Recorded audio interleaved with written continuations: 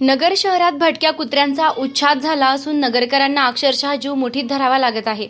शहर तसेच उपनगरात अनेक ठिकाणी भटक्या कुत्र्यांच्या हल्ल्यात लहान मुले, मोठी माणसे जखमी झाली आहेत। रात्रीच्या वेळी तर रस्त्यावरून फिरणेही कठीण झाले आहे।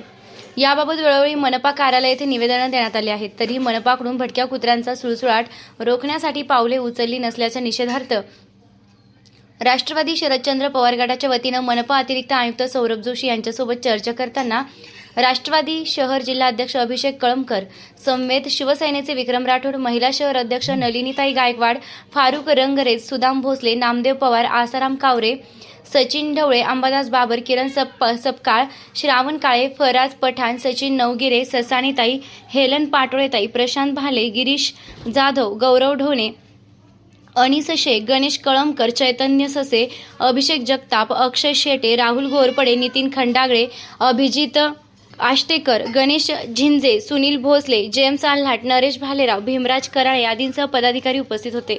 पुढे निवेदनात म्हटलं आहे की मनपाकडून भटक्या कुत्र्यांचा सुळसुळाट रोखण्यासाठी कुठलीही कारवाई करण्यात येत आलेली नाही।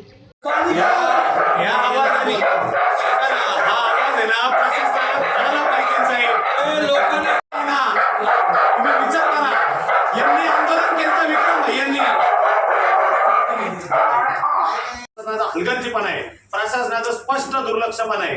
आजही तुम्ही रात्री 10 नंतर आपण चांगल्या लोकॅलिटी मध्ये राहता, आपल्याला समजत नाही, परंतु जिथं इथं वाड्या वाजता येत नाही, तिथं गाडीवरून 2 व्हीलर वरून जाता येत नाही, ही अशी भयानक परिस्थिती आहे। मागच्या वेळी ते बसून आम्हाला बसलं तरी लोकांना कुत्रे चौ राहिले। नगर शहरात पाण्याचे रस्त्याचे प्रश्न आहे, आम्ही काय बसून करायचं? तसं नाही चालणार साहेब, हे सगळे फसवणूक आहे। पालिका एवढे आता आयुक्त धरले गेले, हे पालिकेत चाललं काय? कुत्र्यांचे टेंडर घेऊन त्या ठिकाणी बिलं काढलेले लाखो रुपयाचे पीपल्स फॉर अॅनिमलनी, आणि परत हेच घडणार असेल तर त्यामुळे नागरिकांचा संयम तुटत चाललाय। प्रशासनानं सदर गंभीर विषयाची तातडीने दखल घ्यावी, अन्यथा मनपाच्या आवारात भटके कुत्रे सोडण्यात येणार असून शहरात व उपनगरात जवळपास 10 ते 12 हजार भटकी कुत्री आहेत। रात्रीच्या वेळी रस्त्यावर कुत्र्यांच्या झुंडी पाहायला मिळतात। अंधारात या झुंडी वाहन चालक पादचाऱ्यांवर हल्ला करतात। कुत्र्यांच्या भीतीमुळे अनेकांचे अपघात झालेत। त्यामुळे रात्रीच्या वेळी अघोषित संचारबंदी सारखी परिस्थिती निर्माण होते। मनपा प्रशासनाकडून कुत्रे पकडणे आणि निर्जीवीकरण करण्यासाठी खासगी संस्था नियुक्त केल्याचं सांगितले जाते। प्रत्यक्षात संस्थेचे असे कोणतेही काम दिसून येत नाही। त्यामुळे नगरकरांचा त्रास वाढत चालला। सध्या शाळा कॉलेज सुरू झाली आहे। विद्यार्थी पायी किंवा सायकलनं शाळेत ये-जा करतात। त्यांनाही भटक्या कुत्र्यांचा उपद्रव सहन करावा लागत आहे। तरी मनपा प्रशासनाने या समस्येचं निराकरण करण्यासाठी ठोस कारवाई करावी, अन्यथा अहमदनगर महानगरपालिकेमध्ये भटके कुत्रे सोडून आंदोलन करण्यात येणार असल्याचा इशारा देण्यात आला। आपण प्रत्येक वेळेस पाहतो की हा पालिकेचा भोंगळा कारभार हा नगरकरांसमोर कायम येतो। आपण जे टॅक्स भरतो, आपण जे ज्या पद्धतीने या नगर शहरात नागरिक राहतो, पण आज आपल्याला त्याची कोणतीही सुविधा मिळत नाही। म्हणजे ती रस्त्या संदर्भात असो, पाणी संदर्भात असो किंवा स्वच्छते संदर्भात असो। आज या ठिकाणी आमचे माजी महापौर अभिषेक कळमकर व महाविकास आघाडी यांच्या नेतृत्वाखाली या ठिकाणी आम्ही आयुक्तांना मागच्या जानेवारीत आम्ही कुत्र्या निर्बीजीकरणासंदर्भात खूप मोठा स्कॅम, खूप मोठा भ्रष्टाचार या महानगरपालिकेचा उघडीस लावला होता। या महानगरपालिकेची या ठिकाणी राष्ट्रवादी काँग्रेसचे लोकप्रतिनिधी, त्याचा बगलबच्चा या संस्था चालवत होता व लाखोची फसवणूक या महानगरपालिकेला, या नगरकराला करतायत। आणि अजून सुद्धा कुत्र्यांच्या विषयासंदर्भात अजून सुद्धा कोणताही डिसिजन महानगरपालिका घेऊ शकली नाही। कुत्रे तसेच आहेत। नगर शहरात 10 ते 15 हजार कुत्रे तसे मोकाट फिरत आहेत।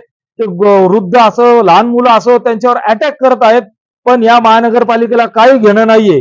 तर त्या ठिकाणी आम्ही महाविकास आघाडीच्या वतीने या ठिकाणी आयुक्त तर आता भ्रष्टाचारमध्ये धरले गेलेले, पण आता आम्ही इथं अतिरिक्त आयुक्त आहे त्यांना भेटायला आलतो, त्या ठिकाणी निवेदन शेवटचं दिलेलं आहे।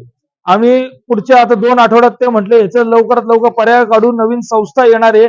त्या नवीन संस्थेवर पण आमचं बारीक लक्ष राहणार आहे की खरंच कुत्रा जर नाही तर ते आमची शिवसेनेच्या व महाविकास आघाडीच्या स्टाईलने या ठिकाणी आंदोलन करणार आहोत। जय हिंद, जय महाराष्ट्र। नगर शहरामध्ये भटक्या आणि मोकाट कुत्र्यांचा सुळसुळाट इतका वाढलेला आहे, इतकी भयानक परिस्थिती झालेली आहे।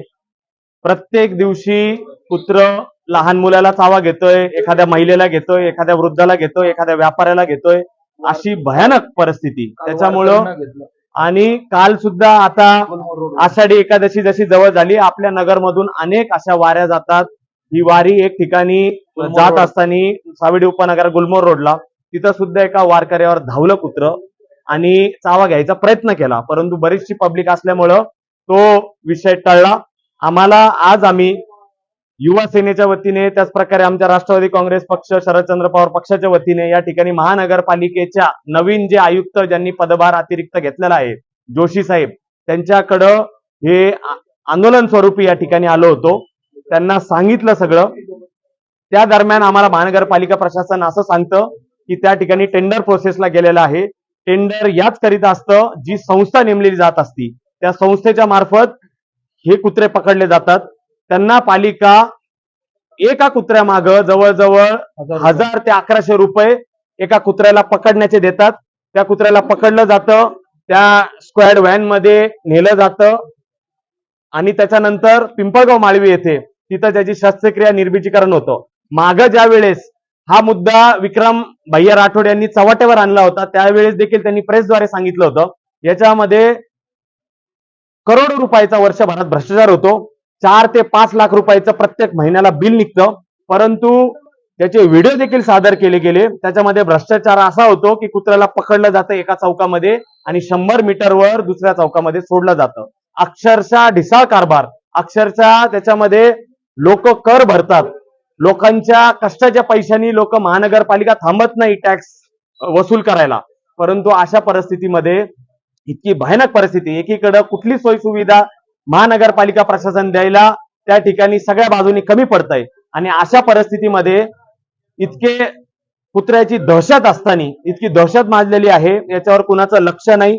5-5 महिने टेंडरला त्या ठिकाणी प्रतिसाद मिळत नाही. परंतु महानगरपालिका प्रशासन करतंय काय? आता जे नवीन आयुक्त आलेले आहेत त्यांना या प्रशासनाला आम्ही या ठिकाणी इशारा दिलेला आहे. आम्ही देखील भटके कुत्रे या महानगरपालिकेच्या आवारात आणू शकतो.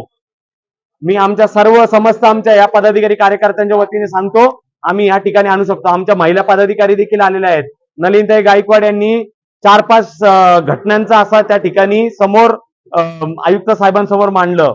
कुणाला लहान मुलीला चाव घेतंय, एखाद्या शाळेत जाणाऱ्या मुलाला घेतंय, एखाद्या वर्किंग लेडीला घेतंय. म्हणजे काय ही जी परिस्थिती आहे, हे जर थांबलं नाही, अख्खी महानगरपालिकेच्या आवारात 100 ते 150 कुत्रे आम्ही या ठिकाणी भटके कुत्रे आणू, हे मी ठामपणे या ठिकाणी खात्रीलायक सांगतो. महानगरपालिकेला शेवटचा इशारा आहे, 8 दिवसामध्ये ही नगर शहरातल्या भटक्या कुत्र्यांची परिस्थिती जर सुधारली नाही, त्यांना ह्या आमच्या आंदोलनाला आणि त्यांना भटक्या कुत्र्यांच्या मध्ये सोडून देऊ आम्ही, एवढं या ठिकाणी सांगतो.